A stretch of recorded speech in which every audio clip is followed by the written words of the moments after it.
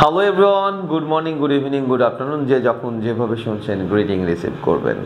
আজকে আমরা আরেকটা রাইট ফর্ম অফ ভার্বের সেগমেন্ট নিয়ে হাজির হয়েছি, সেটা হচ্ছে ইট ইজ হাই টাইম বা it is time. It is high time বা ইট ইজ টাইমের ক্ষেত্রে একটা ট্রিক্স অনেক সময় অ্যাপ্লিকেশন করা হয় যে it is high time, it is time, এরপরে যদি টু দেওয়া থাকে তাহলে অলওয়েজ ভার্বের V1 বসবে, বাট এরপরে যদি টু না থাকে it is time you completed the word, it is high time you memorised the poem. কিন্তু আমরা যদি এমন লক্ষ্য করি যে it is time to memorise the poem, it is time to complete the word, তার মানে ইট ইজ টাইম বা ইট ইজ হাই টাইম এরপরে টু আছে কিনা বা টু এর ব্যবহার আপনি করছেন কিনা, এইটার উপর ডিপেন্ড করবে আপনি কতটুকু কারেক্ট করছেন।